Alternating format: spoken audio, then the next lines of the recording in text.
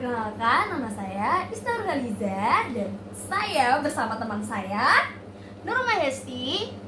di sini kita akan membahas tentang e-commerce. Apa itu e-commerce? Baik, untuk sesi ini saya sebagai penanya dan teman saya sebagai Narasumber. tidak usah lama-lama lagi, kita langsung sikat saja tentang pembahasannya. Baik, saya akan beri pertanyaan untuk Mbak Isna. Oke, Apa itu definisi e-commerce menurut pendapat Anda?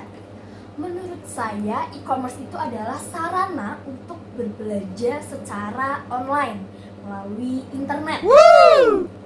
Baik, untuk pertanyaan kedua yaitu sebutkan jenis-jenis e-commerce menurut Mbak Isna. Oke, kalau menurut aku ada beberapa jenis e-commerce di platform ya. Yang pertama itu website. Website itu biasanya yang dari web gitu, yang ada HTTPS gitu loh guys. Jadi misalnya HTTPS Converse, HTTPS Sport Station, itu yang pertama. Yang kedua melalui media sosial seperti TikTok Shop, ya kan sekarang TikTok itu sudah bisa dibuat untuk belanja. Terus Sebagai Instagram, affiliate gitu ya Mbak oh ya? iya bisa juga sebagai affiliate. Kita bisa membeli dan kita juga bisa menjual. Wow, keren banget. Keren banget kan? Terus ada juga dari Facebook, yang masih main Facebook pasti tahu banget. Kalau saya tidak bermain, tapi saya tahu kalau di situ ada marketplace. Terus dan yang ketiga itu ada dari aplikasi mobile. Maksudnya aplikasi mobile tuh gimana sih Kak? Aplikasi mobile itu misalnya kayak Shopee, terus apa itu namanya, Tokopedia, Zalora, seperti itu teman-teman. GoFood juga bisa ya? Iya, GoFood, terus Shopee Food, Gojek, Gokar, itu ya itu e-commerce. Berarti untuk kita-kita yang sebagai kaum anak muda yang suka rebahan tuh memudahkan sekali ya, kayak aplikasi tersebut buat bener beli banget. makanan atau belanja di media sosial Iya. tanpa mengeluarkan energi dan Betul. berhemat biaya. Betul sekali, bener banget, karena e-commerce tuh sangat membuat kita nyaman dan efisien sekali ya teman-teman. Bener-bener apalagi kaum Rebahan, ya, kaum iya. rebahan seperti kita yang mager banget buat aduh mau makan siang panas capek gitu, cukup buka aplikasi Shopee Food aja guys, ketik klik bayar, ting tong, sampai. Baik, untuk pertanyaan ketiga. Nah, dari aplikasi-aplikasi tersebut agar kita ya sebagai pembeli itu merasa aman untuk membeli di platform tersebut tuh, menurut Anda tuh bagaimana Mbak untuk saran-sarannya nih? Oke, kalau menurut aku, jadi sebelum kalian membeli suatu barang itu pastikan kalian membeli di platform yang terpercaya dan terbaik. Nah, setelah itu kalian udah nih milih barang, misalkan kalian mau beli baju, kalian baca deskripsi dari penjualnya. Misalkan kayak di situ pasti akan tertera berapa sih lingkar dadanya, panjangnya berapa. Nah, kalian juga ukur tuh, jangan asal kira-kira aja biar enggak salah. Lalu yang ketiga itu membaca ulasan dari pembeli sebelumnya.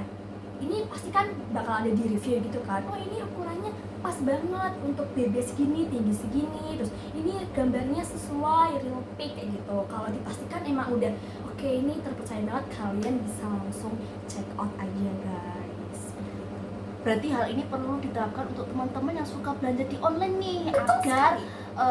langkah-langkah solusi tersebut bisa berdampak positif bagi kita, yaitu tidak mudah tertipu dengan barang-barang yang dijual oleh platform-platform yang kurang terpercaya begitu. Betul sekali, betul sekali. Dan kalian juga jangan gegabah langsung. Misalkan ini harga murah banget nih, jangan langsung tergoyah dengan harga murah guys. Siapa tahu ini barangnya nggak bagus, jelek, iya KW gitu kan. Jadi kan kayak ya rugi juga dong buat kita. Jadi kalian intinya jangan mudah tertipu atau tergoyah gitu ya teman-teman. Lalu untuk pertanyaan keempat, bagaimana menurut Anda cara menggunakan media e-commerce ini tuh secara bijak agar kita sebagai pembeli tidak mudah menjadi sikap yang konstruktif? Menurut Anda gimana Mbak? Oke, kalau menurut aku sendiri ya, yang pertama itu kalian tuh harus benar-benar membeli barang yang benar-benar kalian butuhin. Kalian list, aku butuh banget, misalnya kayak kita perempuan skincare, kita butuh banget nih pengen beli moisturizer, sunscreen gitu kan. Beli ya barang yang kalian butuhin, jangan kayak ih lucu beli gitu. Jangan rutin gengsi Iya, ya. jangan nurutin gengsi, ih murah banget beli jangan guys, itu benar-benar yang tidak sangat tidak bijak sekali ya guys. Di samping itu juga membuang-buang uang, karena sebaiknya Boros uang itu banget ya. ditabung saja ya. Oke, terus yang kedua itu juga bandingin harga dari parfum 1 ke parfum 2 ke parfum yang lainnya gitu. Dan misalkan kalian mau beli sepatu nih, sepatu Converse di parfum ini harganya misalnya 1 juta, di parfum sini harganya 800.000, pasti kalian akan tergoyah dengan harga yang 800.000 dong.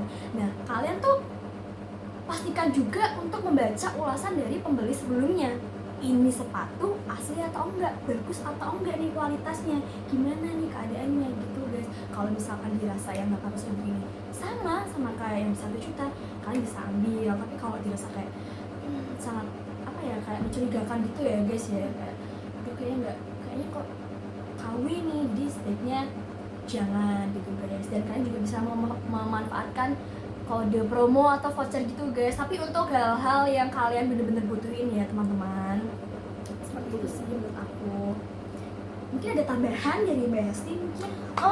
Pendapat saya dan pendapat Mbak Isa sangat-sangat sama. Jadi tidak perlu tambahkan lagi, cukup satu, yaitu pilihlah kebutuhan Anda sesuai dengan budget dan sesuai dengan kondisi Anda. Jangan memaksakan diri Anda untuk selalu tampil gaya hedon. Betul sekali, sangat setuju. Disesuaikan saja dengan budget Anda.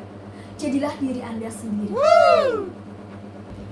Baik, untuk pertanyaan terakhir dari aku nih, yaitu bagaimana e-commerce ini tuh bisa merubah kita cara berbelanja.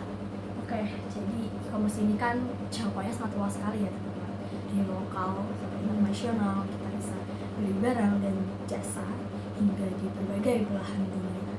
Nah, tapi dengan internet yang bagus, ini kita juga bisa bertransaksi, jual beli ini dengan lancar. Kita juga bisa membandingkan e-commerce satu dengan e-commerce yang lain. Kita bisa melihat ulasan, dan juga kita bisa melihat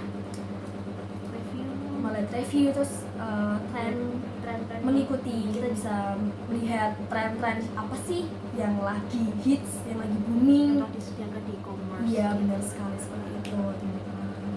Jadi percuma dong kita memiliki media aplikasi e-commerce tapi kita tidak memiliki internet, jadi tidak bisa melakukan transaksi tanpa internet teman-teman. Jadi di sini kuncinya yaitu tentang menggunakan internet dalam kegiatan transaksi jual beli di e-commerce. Kalian juga harus memanfaatkan e-commerce ini dengan bijak ya teman-teman. Jangan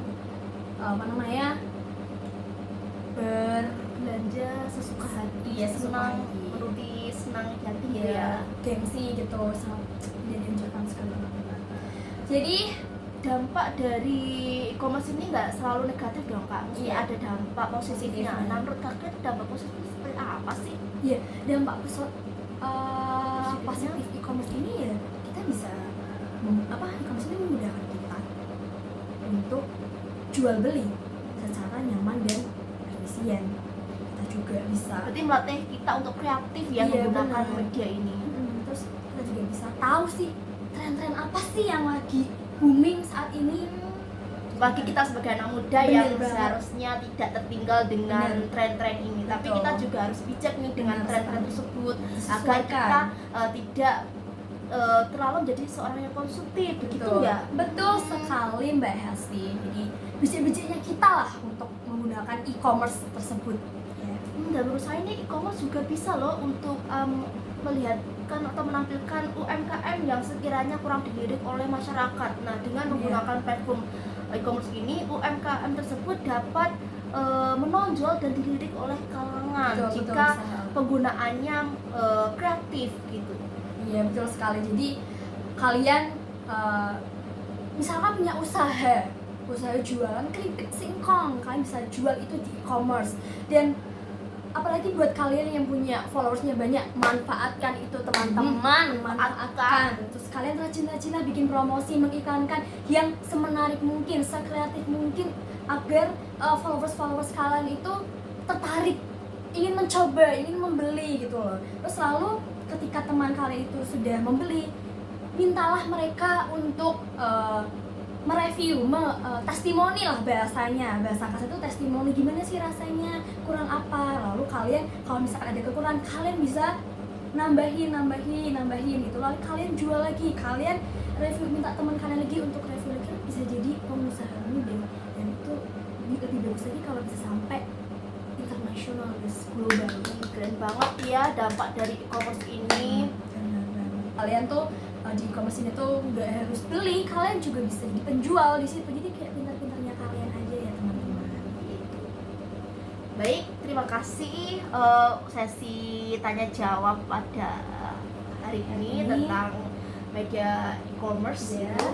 Semoga materi yang kita bawakan tadi dapat bermanfaat bagi teman-teman nih, apalagi teman-teman yang sebagai anak generasi milenial, supaya tahu kedepannya Gen Z. Iya, supaya tahu kedepannya dampak yang ditimbulkan dalam penggunaan e-commerce harus bagaimana, dan kita harus mengetahui solusinya agar mencegah terjadi hal-hal buruk pada diri kita maupun orang lain. Ya.